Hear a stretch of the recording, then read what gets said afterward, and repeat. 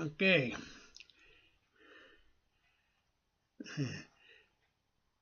I've gotten old, haven't I? Yeah. It's it's the way it is, I guess. Well, anyway, my name is Denny Rexford Osterberg, and my mother named me. She got it out of a Minneapolis paper, Denny Rexford, and of course Osterberg automatic. And then my big brother, he basically was named by Dad, and he had a friend in Minot. His name was Earl, and he wanted Earl's name to be Earl, first name. So they decided on Earl David. Well, my mother wanted it David Earl, but Dad didn't. He wanted Earl first. So that's how my big brother was named. Basically by my dad, and I was named by my mother. But we were 7 years apart, and our youngest years we weren't too close because we weren't together hardly any. He went out and worked out right away when he was a young kid to make money on the farms, and then he was 17 when he went to the Navy, and I was 10. Mom signed for him. So, but he did come home on leaves pretty near every year, and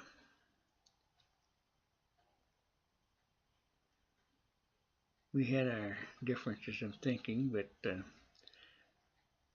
we both shut up about it.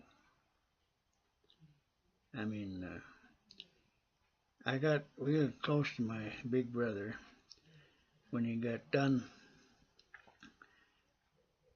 with the Navy, 20 years, and 22 years in the post office. And then he quit, retired from the post office, and then he come and helped me farm for a few years. He liked it here. He ran tractor, he did anything.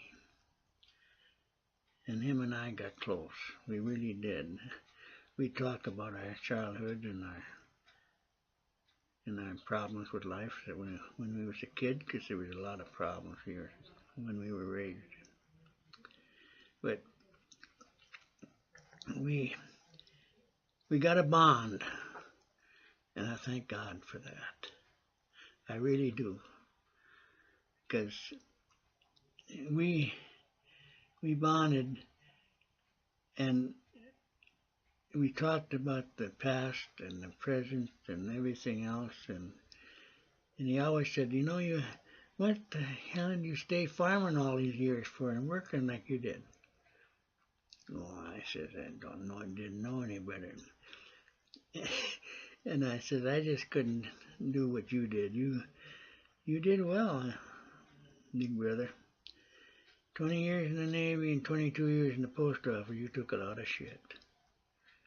Now, maybe that's not the way to talk, but that's the way it is with me. I don't think I should, I know that, but that's the way it is. I say it as I think it is.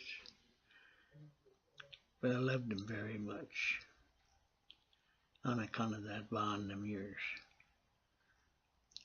At that time, in the 80s, I went broke farming. I started all over again. I was paying 24% interest at the banks at that time. So I started selling land and started over. And that's when he helped me farming. He even borrowed me some money. We were damn close. And I loved him very much for that, for what he did for me. And there's nothing I can say that can replace that thinking. And I felt so bad that, he lost his mind there. But anyway, I got to tell you a little story about going out to Seattle and having kind of a reunion there, Well, anyway, Scott went with me out there, and we coming into this place. where they was having a reunion. And he was sitting there looking down. I come up and sat across from him on the table. And he says, you know, big brother, I come all the way back from North Dakota, and you don't even look at me. You don't even say anything. I feel so bad, but I love you just as much as I ever have. And I kept on a little bit talking about this and that, you know. And pretty soon he said Denny. And that was at the end of it. That's the only thing he did ever say was Denny. But that made me feel so damn good, him saying that. And that's all he ever said to me, that I know that he understood. But I loved Earl Osterberg, Earl David. That David, he loved that name. Yeah, he'd like to use that when people that he didn't know very well, you know, he'd say David Earl, you know. Then I'd come out and see him, and they'd be calling him Dave, you know. And I says, who's that? And oh, that's your brother, and Dave. Oh, I said. And then he looked at me and laughed a little bit. You know. But I tell you, the truth about the whole thing, him and I had such a time with our lives because they weren't good years when we were kids. They were tough. They were really, we even had trouble getting along with one another. I was only 10 and he was only 16 or 17, but we had our differences. And I was an ornery little bastard. Always been. But I had a lot of respect for people too. And I want you all to know that, and I think you do. But I love all of you very much. And I want you to know that. And I might not be around much longer or anything like that, but you know, that's the way life is. What it is what it is. But just remember that I love you all very much. And I respect you all very much. And, you know, Donna Walsh is sitting out there. We're only 2 years apart, and we were really close together when we were kids. We kind of watched over one another. And she helped me a lot with my thinking. And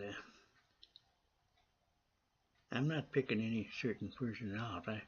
I love Joanne. I love Jerry. I helped raise them 2 kids. They know that. Don't you?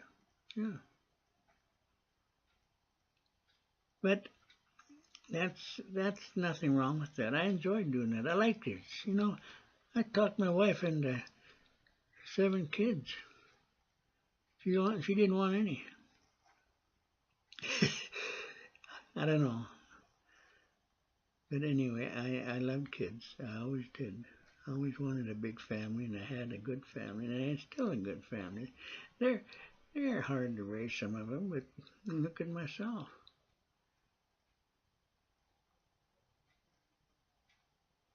And that's how you got to look at life. You look at yourself once in a while, and then try to figure the damn thing out. It's hard to figure some of it. But I want you to have a nice day with taking care of Earl and do a good job. I know you will. But I love him very much. We had a bond that nobody could break, nobody could change it. And it was over history. And like he used to look at me and he says, nobody could tell you a damn thing. On me a little fart, he says, But you didn't have to be told. You were ornery enough to do it. But he'd say it as it was, and I didn't mind. He was right. But thank you, every one of you, for being there and making it a good day for Big Brother. He's got a bunch of nice kids, too. He has. I got acquainted with him quite well the last few years, and I've talked to him, and they had one hell of a time growing up, too. But they did a good job. Don't forget that, neither, kids.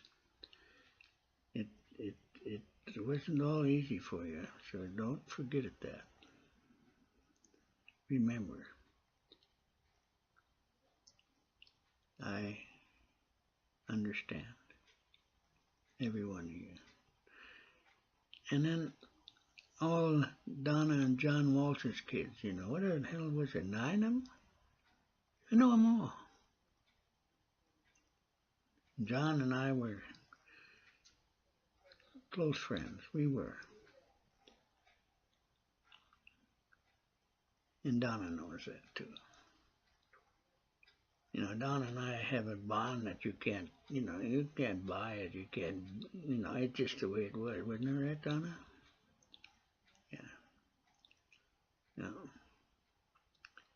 And Yvonne don't know me anymore, but I don't want to leave that out neither. I want to mention that. And Joanne and Jerry, don't ever forget them neither. All of you. And your families and everything. Same way with Arlene's family. They didn't have it good, easy neither. No, they didn't.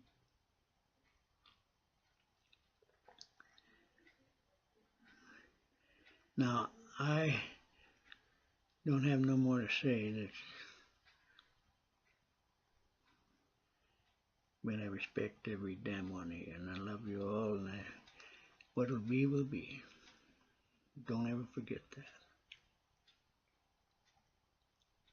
Thank you for everything.